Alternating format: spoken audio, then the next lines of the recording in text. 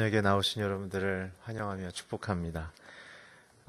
저희가 5주 동안 기도의 사람들이라는 주제로 함께 은혜의 말씀을 나눴습니다. 우리가 첫날 최혁중 목사님 통해서 백부장의 기도, 둘째 주에는 김찬호 목사님을 통해서 야곱의 기도, 세 번째 주에는 정은규 목사님께서 다니엘의 기도, 바로 전주에는 정현성 목사님께서 히스기야의 기도, 오늘까지 5편의 기도에 대한 사람들의 이야기가 함께 나누어졌는데요. 여러분들 기도 오늘 저녁으로 기도의 사람들 1편은 끝나지만 여러분들의 인생 속에서 또 저희의 인생 속에서 기도가 멈추지 않기를 축복합니다. 네, 아멘이 좀 신통치가 않은 것 같아요. 아멘? 네, 고맙습니다. 오늘 밤에는 예수님이 보여주신 기도에 대한 이야기를 하고 하나님께서 주시는 마음을 갖고 우리가 좀 기도하기를 원합니다. 앞에 우리 목사님께서 나눠주신 네 분의 기도의 사람들의 기도 굉장히 중요합니다. 또한 오늘 나눠질 예수님의 기도에도 굉장히 중요하죠. 예수님께서 보여주신 기도의 최고의 압축과 또 결정판이 있다면 사실은 요한복음 17장을 꼽을 수 있습니다. 요한복음 17장은 별명이 있는데 대제사장이신 예수님의 기도라는 타이틀이 붙어있는 책이기도 합니다. 그만큼 우리에게 있어서 기도가 무엇인지를 보여주시는 굉장히 중요한 부분이죠. 사실 오늘 다 다룰 수가 없습니다. 여러분이 저를 아시는 것처럼 한 절 갖고서 오래 하는 사람이어가지고 다 다룰 수 없지만 오늘 끊어서 세 가지의 큰 포인트로, 자세히 하면 5가지 포인트가 되는데 크게는 3포인트로 좀 하려고 합니다. 오늘은 기도의 목표가 있기 때문에 자세한 성경에 대한 내용에 대해서 설명하기보다는 전체적인 큰 그림을 그리는 데 목표를 좀 두겠습니다. 우리 정규 목사님께서 처음 17장부터 쭉 읽어주셔서 너무 감사드리고요. 17장은 3가지의 예수님의 기도로 정리되어 있습니다. 첫 번째는 예수님 자신을 위한 기도가 기록되어 있고, 두 번째는 제자들을 위한 예수님의 기도가 기록되어 있습니다. 마지막 세 번째는 제자들을 통해 예수를 믿게 될 모든 세대, 저와 여러분이 포함된 거죠. 모든 자들을 위한 기도해서 3가지의 기도가 담겨져 있고요. 오늘은 특별히 2번째와 3번째 기도에 대해서 주로 좀 다루도록 하겠습니다. 먼저 오늘 읽으신 본문의 21절, 22절을 함께 읽어주십시오. 시작. 아버지여, 아버지께서 내 안에 계시고 내가 아버지 안에 있는 것 같이 그들도 모두 하나가 되게 하시고 그들도 우리 안에 있게 해 아버지께서 나를 보내셨다는 것을 세상이 믿게 하소서. 아버지께서 내게 주신 영광을 내가 그들에게 주었습니다. 이것은 우리가 하나인 것 같이 그들도 하나가 되게 하려는 것입니다. 저 안에는 미리 교환을 못 드려 좀 죄송하고요. 이제부터 쭉 자막을 통해 나갈 겁니다. 오늘 첫 번째 총 3개의 기도 제목, 작게는 5가지의 포인트가 될 텐데요. 첫 번째 포인트는 하나님과 내가 하나인 것처럼 저들도 하나 되게 하소서입니다. 이 하나됨의 기도. 오늘 나눠지는 기도는 예수님이 행하신 구원 사역, 십자가 사역을 통해 주시려는, 우리에게 이루시고 완성하시려는 그 핵심의 주제라고 이해하셔야 됩니다. 그렇기 때문에 오늘 제가 설명드리는 내용은 신앙의 정수이자 우리가 끝까지 놓치고 기도해야만 해야 되는 굉장히 중요한 포인트입니다. 첫 번째는 우리가 하나 되게 하는데 조건이 있다는 거죠.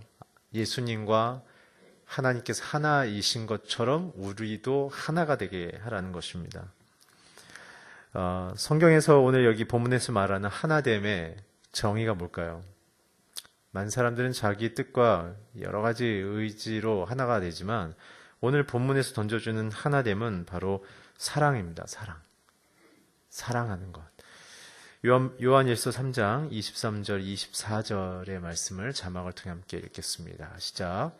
하나님의 계명은 이것이니 곧 하나님의 아들 예수 그리스도의 이름을 믿고 하나님께서 우리에게 계명을 주신 대로 서로 사랑하라는 것입니다. 하나님의 계명을 지키는 사람은 하나님 안에 있고 하나님은 그 사람 안에 계십니다. 하나님께서 우리에게 주신 성령을 통해 하나님이 우리 안에 계시는 것을 압니다. 오늘 이 하나됨의 내용이 사랑이라고 사도 요한은 오늘 요한복음에서 말했던 것을 다시 한번 본인의 서신서인 요한 1서에서 강조하고 계십니다. 요한 1서를 통해서 이 하나됨에 대한 내용을 두 가지로 강조하고 있는데 오늘 읽으신 것처럼 첫 번째는 예수 그리스도의 이름을 믿는 것입니다. 오늘 여러분들이 예수 그리스도의 이름을 믿기를 축원합니다. 그 예수 그리스도의 이름을 믿는다는 내용은 뭐냐 하면 그분이 나의 죄를 사하시고 그분 아니면 내가 살 의미와 근거가 없다는 사실을 고백하는 상태를 얘기하는 것입니다.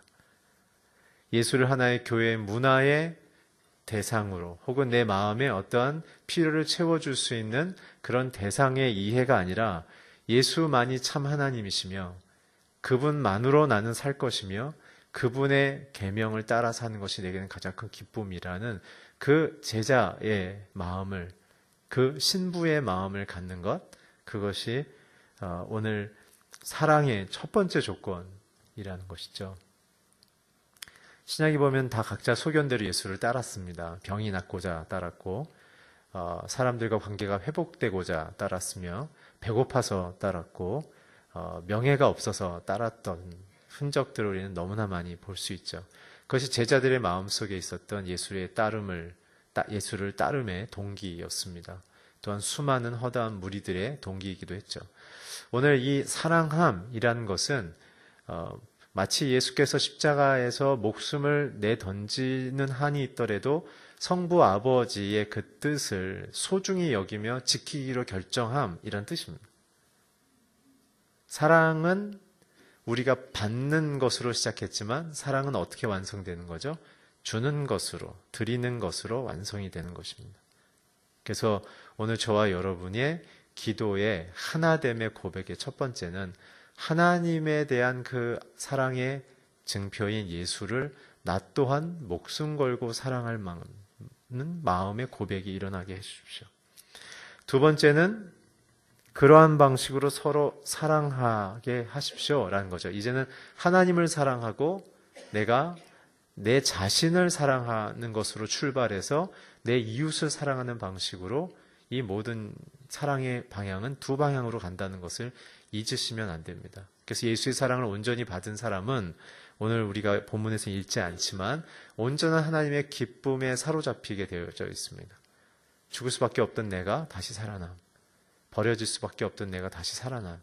그래서 기독교의 신앙은 자기의 죄악됨을 발견하는 절망으로 출발하지만 그러나 그 절망이 내 힘으로 벗겨지고 해결될 수 없는 절망이 하나님의 아들 예수의 죽음으로 벗겨진 것에 대한 기쁨으로, 말할 수 없는 기쁨으로, 내 힘으로 참여할 수 없는 그 은혜에 대한 기쁨으로 고백되는 것이죠.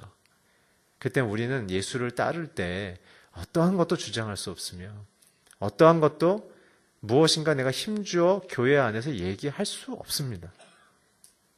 교회 안에서 다투는 것, 그것은 예수가 없는 상태입니다. 교회 안에서 원망하는 것, 그건 내 마음에 예수가 없는 것이죠. 내 삶 속에서의 상황 가운데 내가 절망하는 것, 그것은 내가 예수가 없는 상태인 것입니다. 자연인의 상태인 거예요. 자연인. 그냥 이성과 합리성을 갖고 있는 상태에서 상황이 주는 반응에 나는 지배받고 있는 상태인 것이죠. 예수가 있는 상태는 죽음을 이기듯 이 상황도 주께서 감당하셨음을 믿는 상태로 이 안에 하나님의 선한 뜻이 있음을 기대하는 마음을 가진 자들, 그것이 바로 오늘 하나됨인 것입니다. 그런 상태에서 사랑하게 되면 어떤 상태에 있냐면 하나님이 내 안에 있고 내가 하나님 안에 있다는 사실을 성령을 통해 알게 된다는 것이죠. 그게 무슨 말일까요? 그게 무슨 말일까요? 그건 이런 뜻입니다. 저와 여러분의 본질은 죄인이며 죄인들의 본질은 분열이죠. 사람들은 가만히 놔두면 싸워요, 그냥. 예. 동의하십니까? 예. 사람들은 그냥 가만히 놔두면 싸워요. 처음 만나면 좋은 것만 봐요. 근데 시간이 지나면 서로 실망해요. 그래서 사람들의 마음의 본능은 미워하고 질투하고 그리고 무엇인가 소유하려 하고 그리고 나와 다르면 전쟁과 같은 분노로 밀어내는 것 방식으로 살죠. 그럼 예수님이 주시는 그 사랑이라는 그 상태는 어떤 것이냐면 미움 속에서도 미워하지 않고 끌어안는 방식, 사랑이죠. 그게 성육신이죠. 성육신, 예수님의 성육신이란 것은 환영해주지도 않고 죽이기로 마음속에 의도를 갖고 있는 죄인들 속에 무장해제된 상태로 들어와서 그들의 육체의 상처와 마음의 상처를 그냥 안아주심, 끌어안아 주심이 성육신의 상태인 것이죠. 그다음에 사랑은 눈으로 보기에는 굉장히 나약해 보이지만 그러나 그 속에 굉장한 힘이 있는 것입니다. 그렇기 때문에 성령 하나님이 우리 안에 있다면 저와 여러분 안에 있는 이 자연인의 본성을 뛰어넘는 연합과 일치와 치유와 회복을 경험하기 시작한다는 것입니다.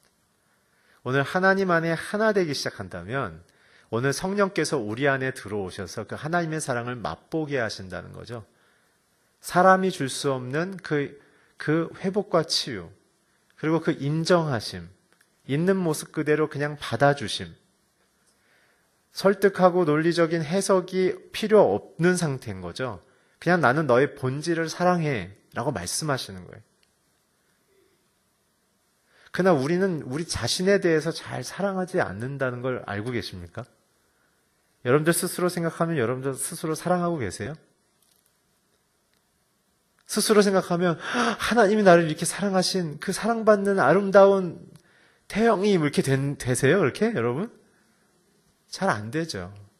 안 좋은 일 생기면 내가 어쩌자고 이 집구석에 태어나가지고 뭐 이랬든지 내가 어떻게 저 사람을 만나가지고 뭐 이런다든지 그때 미숙이를 만날까 뭐 이렇게 되는 거죠. 이제 우리는 자신의 형편과 상황에서 사실은 사랑하기 쉽지 않습니다. 냉정하고 객관적인 태도를 취할 수는 있지만 자기의 약함을 그대로 끊어 안으면서 스스로를 용서할 수 있는가? 그래서 예수님이 이 땅에 표현되어졌을 때 구약의 화목제물이라고 표현된 것입니다. 죄인들을 위해서 그냥 태워지고 그냥 찢겨지고 그냥 쪼개져서 죄와 상관없는 상태에서 그들의 마음에 모든 짐을 끌어안고 자기가 대신 모든 걸 지불하기로 함. 그래서 예수님의 우리에게 주시는 하나됨을 경험하기 시작하면 우리는 어떤 마음이 드냐면 우리 안에 화해가 일어나기 시작해요. 주님과의 화해. 어떤 분들은 하나님하고 맨날 싸워요. 왜 그럴까요? 왜 나를 이렇게 태어나게 하셔서? 왜 내게 이런 일을 겪게 하셔서? 왜 나 같은 사람을 이렇게까지밖에 안 키워주시나요? 뭐 이런 기회를 왜 안 주시나요? 이런 것들이죠. 하나님을 원망하는 마음. 그건 하나님을 믿는 상태가 아니라고 늘 설명드리죠. 하나님을 온전히 믿는 상태는 죽음과 절망 속에서도 선하신 하나님을 의지하고 신뢰하는 상태예요. 마치 예수께서 겟세마네 동산에서 기도하실 때도 내 원대로 마시고 아버지의 뜻대로 해달라는 것이 진짜 완전한 하나됨의 상태입니다. 근데 우리의 기도는 어떻습니까? 우리의 필요를 이루어주면 하나님 땡큐지만 내 필요에 대한 간구를 하나님이 듣지 않으시면 우리는 어떻게 얘기해요? 하나님 나 사랑하지 않는가 봐. 이렇게 얘기하는 것이죠. 그렇지 않아요. 오늘 주님과 하나님이 하나 된 것처럼 우리도 그 사랑 안에 하나 되게 하소서라는 것이 저들도 하나 되게 하소서라는 뜻입니다. 그렇다면 이 하나님의 사랑은 구약 속에 어떻게 나타나 있습니까? 지난 설교 때 제가 잠깐 언급했던 건데요. 언약을 통해서 표현됐다고 그랬죠. 이 언약은 어떤 것입니까? 언약의 특징, 자격 없는 사람들, 그리고 도저히 대상이 될 수 없는 사람들을 그냥 다 받아주시기로 함. 이게 언약입니다. 그래서 목마른 자들, 줄인 자들, 돈 없이 값 없이 와서 다 마시라고 얘기하신 것이고, 신약에서도 수고하고 무거운 짐진 자들 다 내게 와서 쉬라 말씀하신 거죠. 그래서 주님과의 진정한 하나됨의 기도의 그 핵심에는 주님 그 화해자의 그 평화를 경험하는 것이고 평화를 누리는 것입니다. 상황이 개선되는 거 아닙니다. 상황이 어찌했던 그 주님 안에서 나는 평화를 누리는 것. 그것이 사도 바울이 말했던 내가 어떤 상황에 있더라도 내게 능력 주시는 자 안에서 내가 모든 걸 할 수 있습니다 라고 얘기했던 것. 그게 상황에 관계없는 하나님과의 연합을 통한 그 평화를 누리는 것. 오늘 주님이 우리를 향하여 기도해 주실 때 하나님의 사랑 안에 묶이고 잠기고 연결되어지고 하나 되어져서 우리를 삼키고 우리를 넘어뜨리려고 하고 우리를 괴롭히고 있는 세상 속에 그 속에서도 하나님의 사랑 안에서 연결되어 평화를 누리게 하십시오 라는 얘기입니다. 오늘 하루를 어떻게 사셨습니까? 오늘 주의 평화 안에 계셨습니까? 아니면 나에게 다가오는 환경과 사람들의 그 영향력으로 내 마음이 오르고 내리셨습니까? 괜찮습니다. 모든 게 연습입니다. 우리는 어떻게 사는지에 대한 포커스를 맞춰야 하는 것이죠. 예수님도 사실은 예수님의 기도 속에 어떤 기도가 있었습니까? 제자들을 향해서 신학을 가르치셨나요? 아니요, 예수님은 그런 적이 한 번도 없어요. 예수님의 그분의 기도를 삶으로 어떻게 드러났나 보면 예수님은 이렇게 사셨어요. 그분의 사랑 안에 충만한 예수께서는 제자들, 자기 말도 이해 못하고 자기를 메시아로 인정도 안 하고 그리고 자기를 리더로 인정하지도 않는, 인정해주지 않고 흑심을 품고 있고 다 자기 자리, 자기 편안함, 앞에서는 웃고 뒤에서는 다 자기 마음대로 하고자 했던 그 제자들의 모습을 보면서 예수님 한 번도 꾸짖지 않으셨다는 사실 알면서도. 그리고 오히려 뭐 하셨어요? 그들을 격려해주고 칭찬해주고 너그럽게 그 모든 죄악된 이중적 마음을 그냥 끌어안아 주시고, 더해서 어디까지? 그렇게 하면 좀 변하겠지라고 기대하는 게 아니라 얘네들은 내가 죽고 나야 성령 받을 애들이야 라는 걸 아셨지만 그냥 다 품어주시는 방식. 그러니까 우리가 하나님과 하나됨의 상태에 들어갔을 때 우리의 기도는 어떻게 변하냐 하면 저와 여러분에게 그렇게 무거운 짐처럼 힘겨운 짐처럼 서 있는 사람들과 환경에 대해서 승부를 보거나 뒤집으려고 하거나 가르치려고 하거나 꾸짖으려고 하거나 조정하고 개조시키는 방식의 기도를 하는 것이 아니라 그냥 다 안아주는 거예요. 다 안아주는 방식의 기도를 하시는 것이 성령의 방식인 것입니다. 그게 하나님의 사랑 안에 연결된 자들의 기도라는 것입니다. 여러분들은 어떻게 기도하고 계십니까?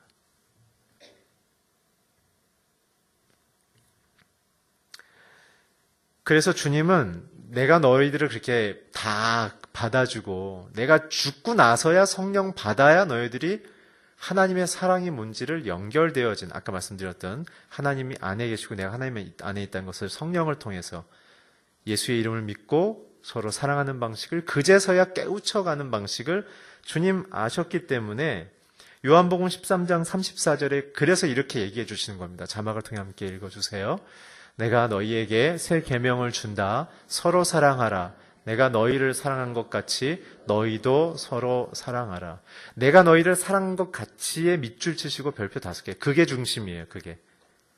여러 사랑의 표현이 있는데 중요한 건 예수님이 우리를 사랑한 방식같이 방금 설명드린, 내가 죽어야 성령 받을 수 있는 존재인 걸 알지만 지금 나를 이용하고 내 앞에서는 내 뒤에서는 다른 행동하고 있는 거 알지만 그렇지만 사랑으로 너그럽게 안아주는 방식.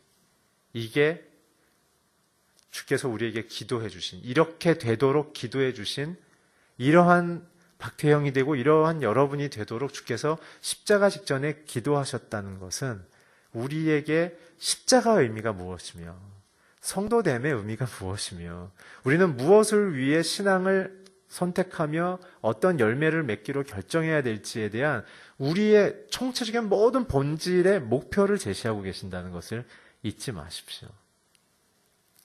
교회 안에서 어떤 직분 받는 거 전혀 중요하지 않습니다, 여러분. 그게 뭐예요, 그게? 이게 어떻다고? 저는 제 자신을 늘 볼 때 가슴을 저미면서 제 자신을 보는 기도 제목이 뭐냐면 주께서 제게 목사직으로 부르셨는데 내 인생의 인격과 삶의 내용이 목사직에 맞나? 늘 떨려요.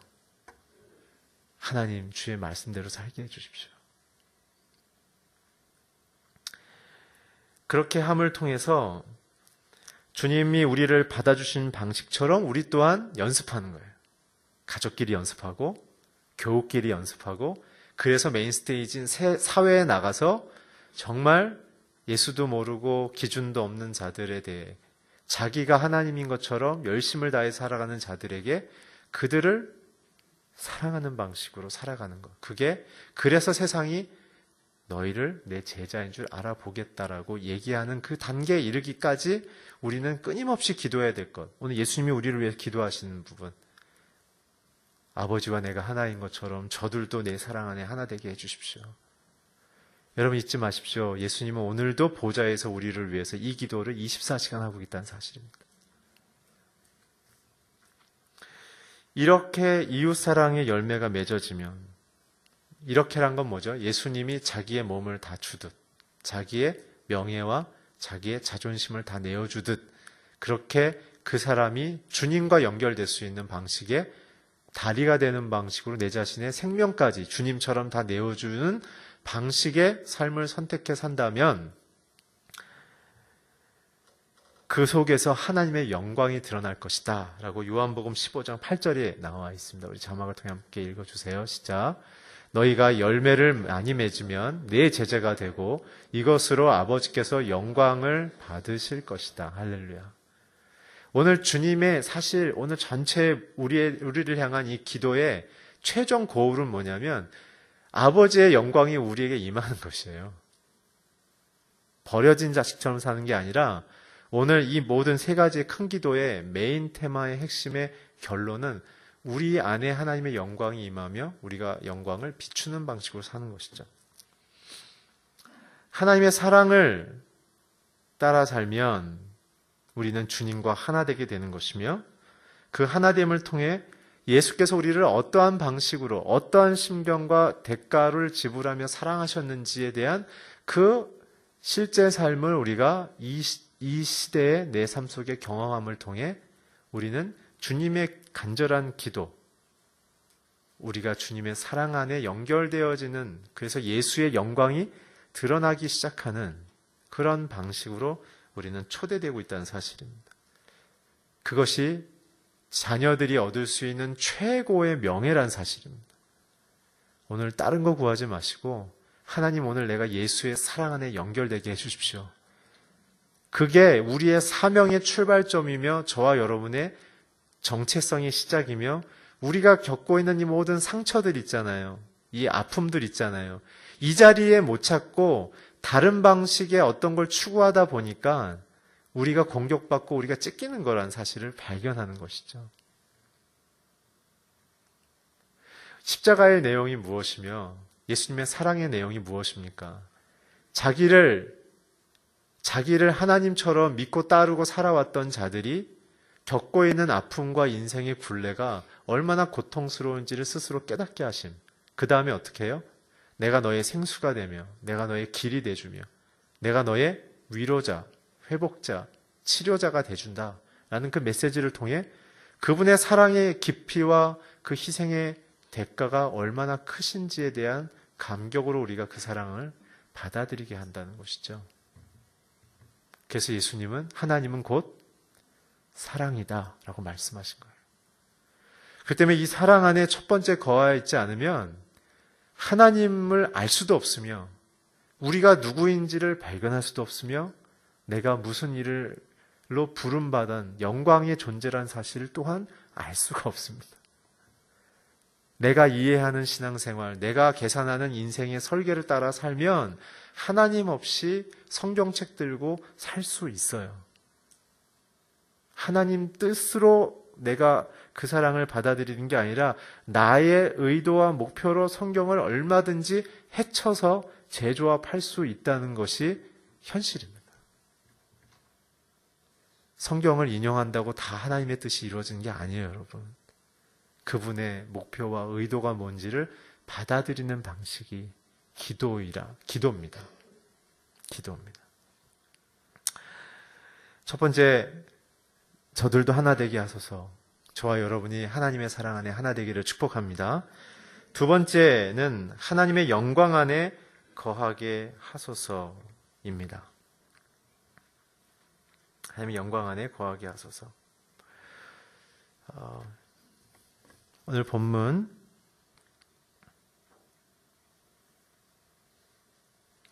22절에 보면, 그쵸? 내가 내게 주는 영광을 내가 그들에게 주었습니다. 아버지께서 내게 주신 영광을 내가 그들에게 주었습니다. 이것은 우리가 하나인 것처럼 그들도 하나가 되게 하려는 것입니다. 아까 말씀드린 것처럼 사랑하게 되면 하나님의 영광이 드러난다. 열매를 맺게 되면 영광이 드러난다고 사도 요한께서 말씀하셨죠. 그렇다면 우리는 영광이라는 단어 굉장히 많이 쓰는데 영광이 뭘까요? 영광이 뭘까요?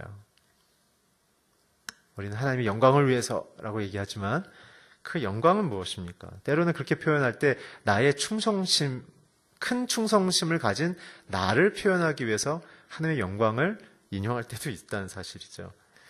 하나님의 영광이라는 정의는 사실 성경적인 구절로는 없습니다만, 그러나 모든 하나님의 영광이 드러난 구절을 모아서 우리가 생각해 보면 이렇게 정리할 수 있습니다. 하나님의 하나님됨, 어느 누구도 칼피할 수 없는 하나님의 하나님됨입니다. 그렇기 때문에 어떻습니까? 그 하나님의 됨은 어떠한 힘, 위력, 그리고 존귀함이라는 빌립보서와 또 이사야에 표현되어 있는 그 단어의 출발점이기도 하죠. 이 하나님의 하나님됨, 영광이 왜 중요한가? 이 영광이라는 뜻을 쓰는 히브리 말의 카보드라는 뜻은 뭐냐면 이 무거운이라는 뜻입니다. 무게가 있는, 무게추 이런 뜻입니다. 그 말 뜻을 여호와께서 선정하시고 쓰신 이유를 있다면 하나님의 영광이 저와 여러분의 인생의 다림줄이 되어야 된다는 사실이죠. 기준점이 되어야 된다는 얘기입니다. 이사야에 보면 이렇게 있습니다. 저들은 내게 영광을 돌리기 위하여 창조되었다. 하나님은 우리의 인생에 대해서 지명하며 우리를 이 땅에 보내신 이유가 있다면 그분의 영광에 참여시키려고, 로마서에도 나오죠. 그분의 영광에 참여케 하려는 것입니다. 그 영광의 적극적인 행동이 바로 구원이죠. 죄인들을 모두 받아주심. 로마서에 나와 있는 것처럼 저들은 범죄하였음에 하나님의 영광에 이를 자가 아무도 없음에 라고 나와 있죠. 우리는 죄인이기 때문에 영광에 이를 수 없으며 하나님의 하나님됨 그 모습을 볼 수도 발견할 수도 없는 것이죠. 왜냐하면 저와 여러분의 창조의 기준이 하나님의 성품이며 그분의 영인, 성령이 우리 안으로 들어왔기 때문에 저와 여러분의 진정한 아름다움의 그 가치는 그 하나님됨을 발견해야만, 그분 앞에 서야만 발견된다는 사실을 잊지 마십시오. 저와 여러분이 갖고 있는 어떤 퍼포먼스가 우리의 정체성이 아닙니다. 하나님이 우리를 어떻게 만드셨는지를 그 창조주 앞에 섰을 때 우리는 하나님 앞에서의 우리의 아름다움이 발견되는 것입니다. 그렇기 때문에 성도들 그리고 피조 세계에 있어서는 이 하나님이 어떠한 분이신가, 하나님됨을 아는 것, 그분의 영광을 아는 것이 굉장히 중요한 것이죠. 그래서 예수께서 이 땅에 오심에 동기가 됐던 촉발도 무엇입니까? 구약 내내 일어났던 인류의 역사의 한마디로 정의하면 무엇입니까? 하나님의 영광 뺏기예요. 뭐죠? 하나님 없이도 살 수 있다고 생각해서 시작된 게 인류의 역사며 바벨탑 사건이죠. 그 이후에 어떤 일이 있습니까? 사람들은 하나님의 영광의 모조품인 우상을 막 만들죠.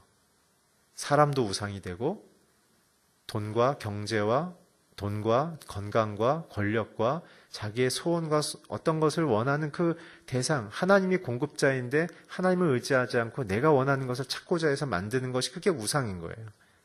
그래서 인류 역사를 한마디로 얘기하자면 하나님의 영광 뺏기예요. 그래서 어떻게 얘기됩니까? 예수님의 오심을 사도 누가는 이렇게 표현하죠. 누가복음 2장 14절을 우리 자막을 통해 함께 읽어주세요. 시작. 지극히 높은 곳에서는 하나님께 영광이요 땅에서는 하나님의 은총을 입은 사람들에게 평화로다. 예수님의 오심이 하나님께는 다시 영광의 회복이란 거예요. 그리고 땅에 있는 저와 여러분에게는 뭐예요? 평화가 된다는 거예요. 평화. 왜요? 진짜 우리의 본질을 다시 찾으니까. 여러분, 자기의 뿌리를 찾으니까. 내가 어디서 와서 무엇을 위해 살며 어디로 가는지를 이제 발견하니까. 내 죄에 대한 해방이 누구를 통해 이루어지는지를 찾으니까. 내게 주신 재능과 모든 삶의 환경을 통해 내가 무엇을 위해 살아야 될지 그 카보드, 인생의 다림줄, 기준점을 발견하기 시작하니까. 그래서 주님이 기도해 주시는 거예요.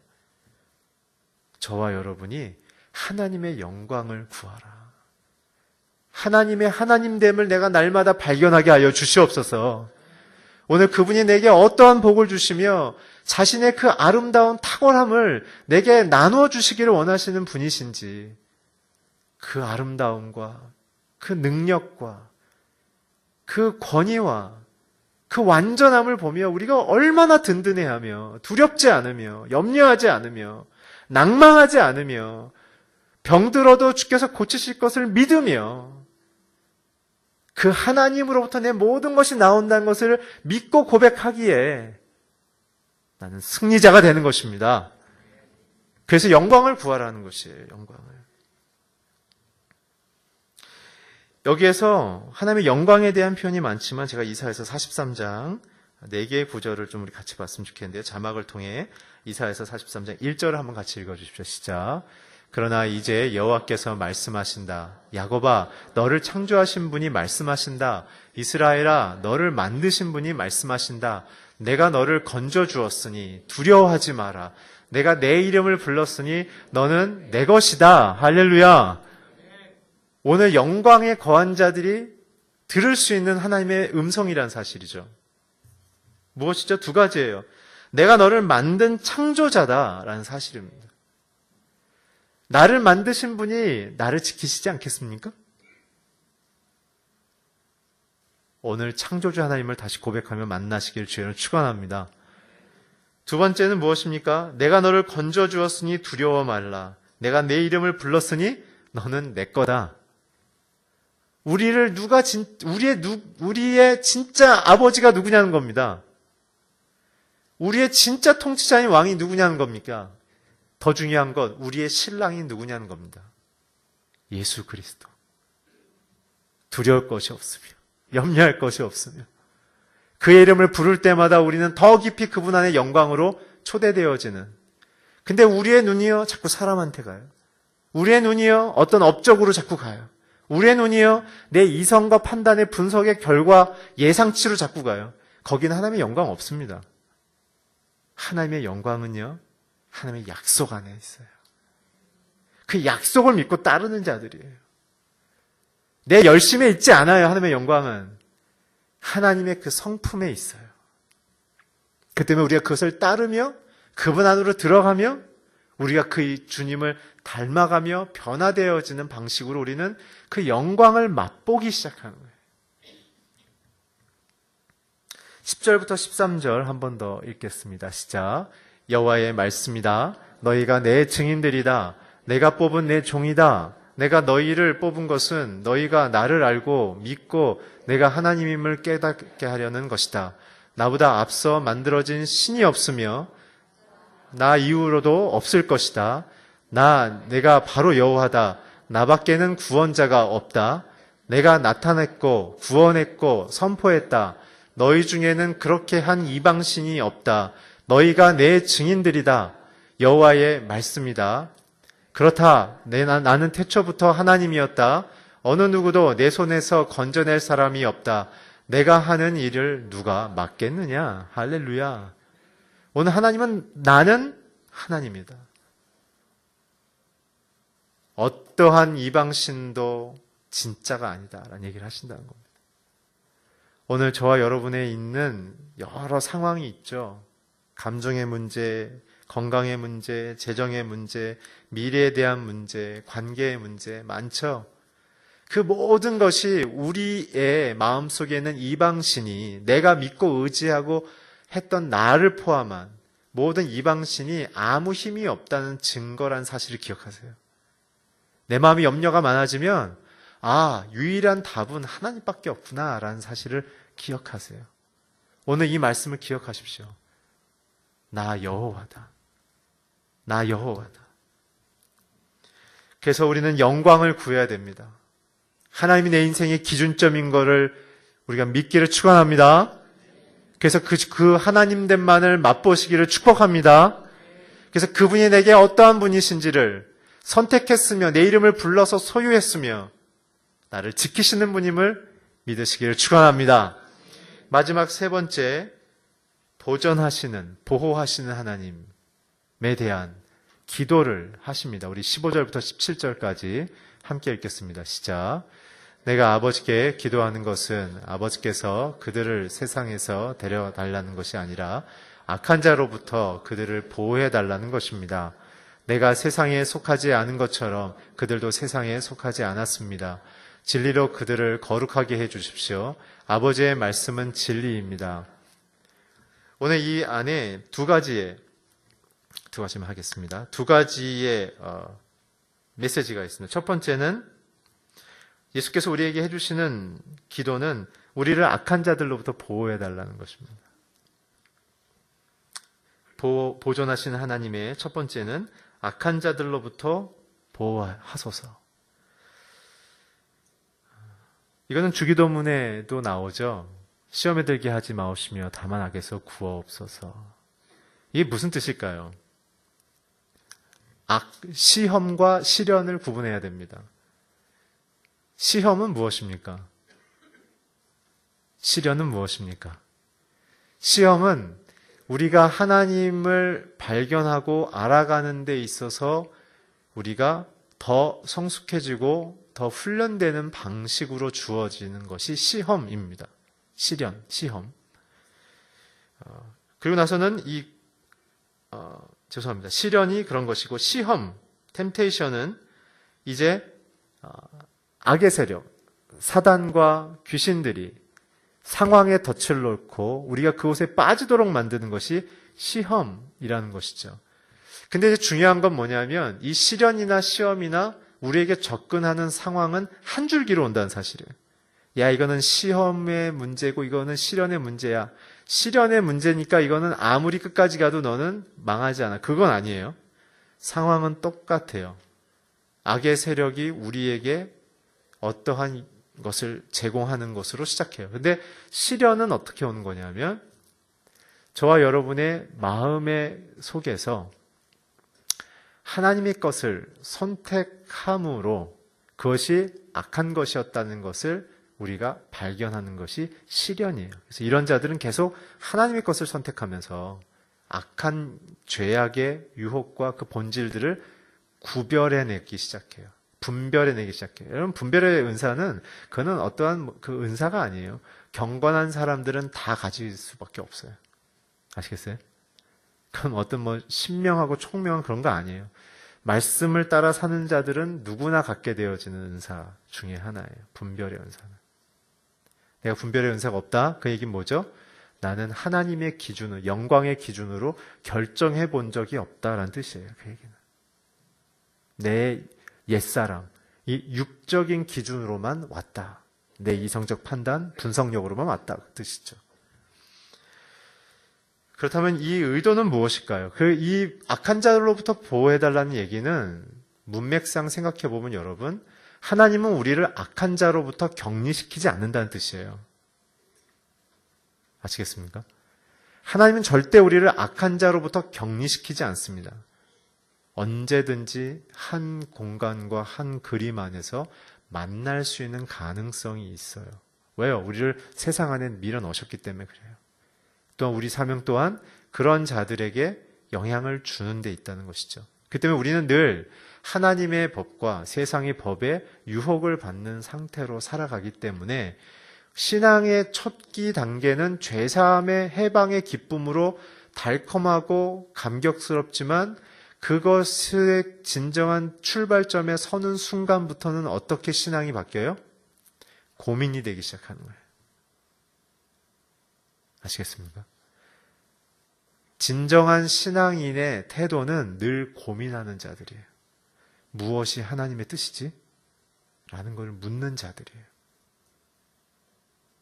죄사함의 기쁨이 우리에게 추진력으로, 운동력으로 우리의 마음을 평안으로 유지하지만 그러나 오늘 하루하루의 현실은 우리는 늘 고민하며 무엇이 하나님의 뜻인지를 발견하며 묵상함을 통해 주님의 기도, 그 속에 그런 고민을 하는 자들만이 악한 자들로부터 보호받을 것이다. 그 얘기입니다. 그래서 우리는 어떻게 보면 이 시험을 받는 빈도수가 이제는 시련을 받는 빈도수가 많아지는 방식으로 살아가는 게 신앙의 성숙인 거예요, 여러분. 똑같은 고통과 똑같은 아픔과 똑같은 어려움을 당하지만 이제부터 어떻게 해요? 그 속에서 이 속에서는 어떤 게 하나님이 기뻐하시는 일일까? 라고 생각하기 시작하는 자들. 그런 자들은 자동으로 악한 자들로부터 보호를 받는다는 사실입니다. 멍하게 계시면 안 돼요. 이 부분에 있어서는 우리가 오늘 15절부터 17절에 본 것처럼 17절은 뭐죠? 진리의 말씀으로 우리를 거룩하게 하십시오. 하나님의 말씀은 진리입니다. 라고 얘기했죠. 오직 이렇게 악인으로부터 벗어나며 분별할 수 있는 그 다림줄 기준, 영광에 실제적으로 주어지는 내용은 영광의 본체이신 예수, 그 예수가 담고 온 이 말씀, 성경의 말씀을 먹음으로만 우린 가능해요. 그러니까 성경 외에는 우리의 영적인 성장과 진보는 없어요. 성경을 갖고 기도할 때만 가능한 거예요. 어떤 사람이 기도해 주기 때문에 영적으로 깊어지는 일은 절대 없습니다. 그는 무당들이 하는 짓이라고 늘 말씀드렸죠. 기독교 안에는 그런 일은, 그런 영적인 질서와 현상은 없어요. 없습니다. 우리는 성령으로 말미암아 거듭나며 다시 태어난 자들이며 성령의 인도함을 받아 따라가는 자들이에요. 그게 뭐가 기초가 돼서? 말씀이 기초가 돼서. 말씀이 없는 자들이 기도라는 행위에 열정에 빠졌을 때 그것이 어떠한 기도에 열심이 더 있는 자들과 덜한 자들, 처음 시작한 자들과 오래 한 자들이라는 하나님 없이 사회 속에서 배운 이 노련함과 숙련함이라는 보이지 않는 장치가 마치 영적인 성숙함이라는 착각을 불러일으킨다는 사실이죠. 근데 주님의 말씀 기억하십시오. 먼저 된 자가 나중되고 나중된 자가 먼저 되는 거예요. 그 얘기는 뭐예요? 누가 더 말씀에 가깝게 있느냐가 중요하다는 뜻입니다. 그래서 예수님의 그 말씀 있죠. 요한복음 6장 26절에서 27절 우리 자막을 통해 함께 읽겠습니다. 시작. 예수께서 대답하셨습니다. 내가 진실로 진실로 너희에게 말한다. 너희가 나를 찾는 까닭은 표적을 보았기 때문이 아니라 빵을 먹고 배가 불렀기 때문이다. 썩어 없어질 양식을 위해 일하지 말고 영생하기까지 남아있을 양식을 위해 일하라. 인자가 너희에게 이 양식을 줄 것이다. 아버지 하나님께서 인자를 인정하셨기 때문이다. 기억하세요. 하늘에서 내려온 만나가 목표가 되면 안 돼요. 만나를 주신 이가 목표가 되셔야 돼요. 기도 또한 목표가 되면 안 됩니다. 기도를 받으시는 이가 누구이신지. 그래서 주기도문에 예수께서 처음으로 하늘에 계신 우리 아버지를 찾으라는 것이에요. 아시겠어요? 기도하는 자기 자신을 찾는 사람들도 많아요.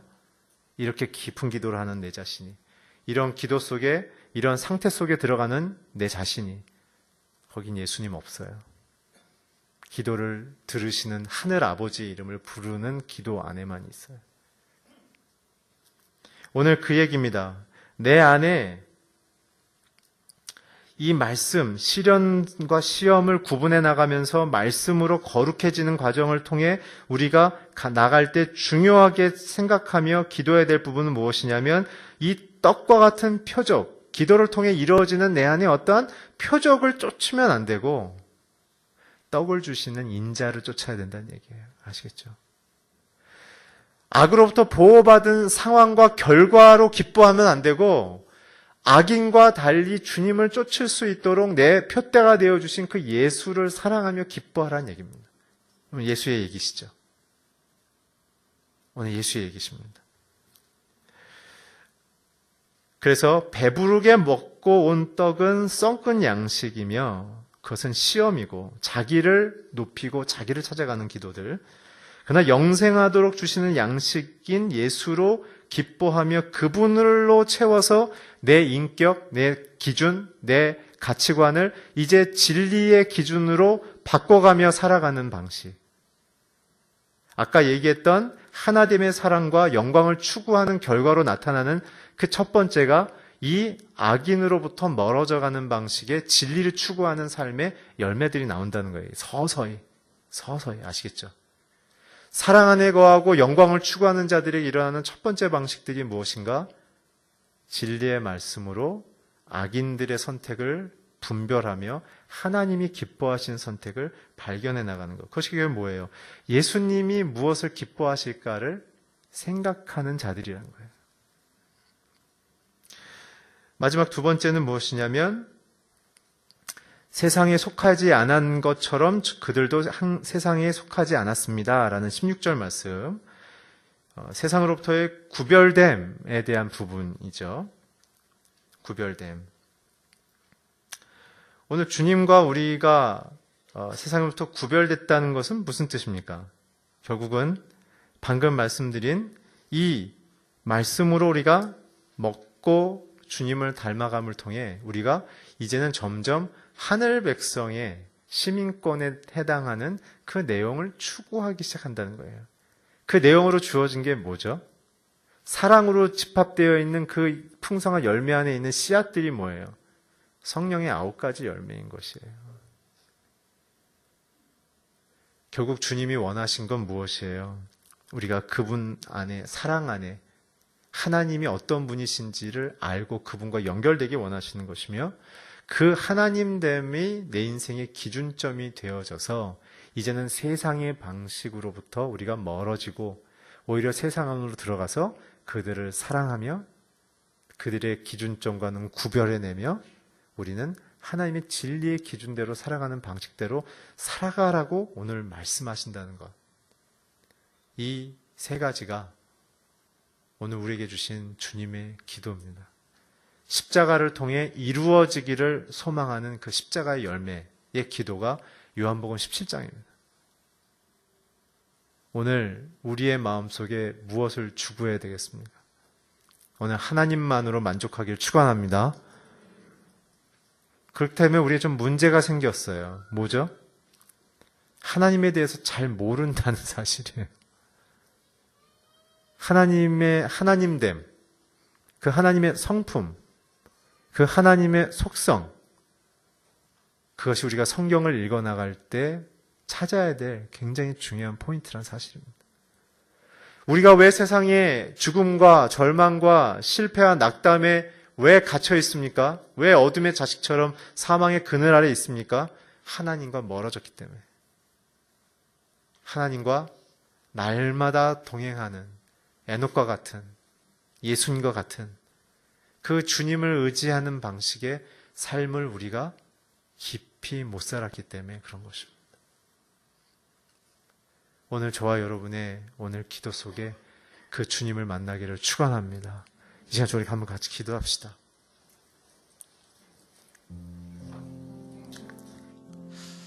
오늘 눈을 감고 오늘 함께 우리 생각해 봅시다.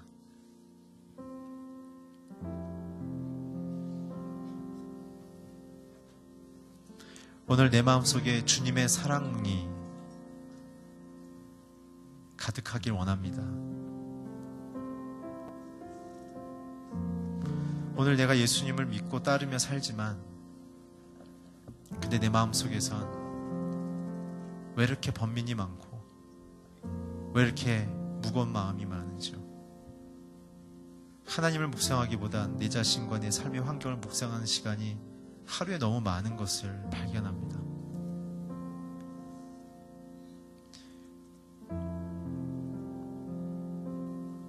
오늘 우리가 통성 기도하기 전에 먼저 한번 우리 주 앞에 우리 자신을 고백했으면 좋겠는데요. 오늘 제가 주님의 기도를 나누어 드린 첫 번째, 예수께서 하나님과 하나인 것처럼 우리도 하나님과 하나 되게 해달라는 그 기도. 오늘 이 부분에 있어서 정말 내가 그렇게 되길 원하는 분들이 있다면 혹시 가슴에 손을 얹어주시면 좋겠습니다.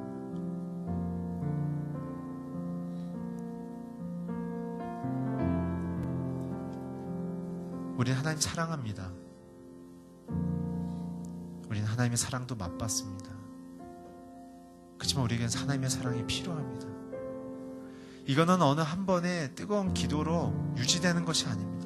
매일매일, 매 순간 호흡하듯 물을 마시듯 밥을 먹듯 그분의 사랑이 내 안으로 공기처럼 바람처럼 물처럼 빛처럼 뚫고 들어와야 됩니다.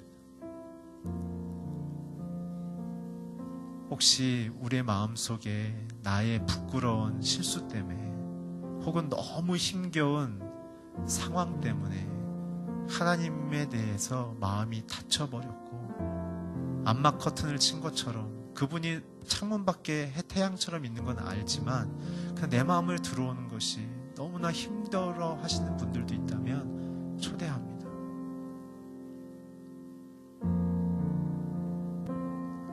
오늘 시간에 한번 우리 기도합시다.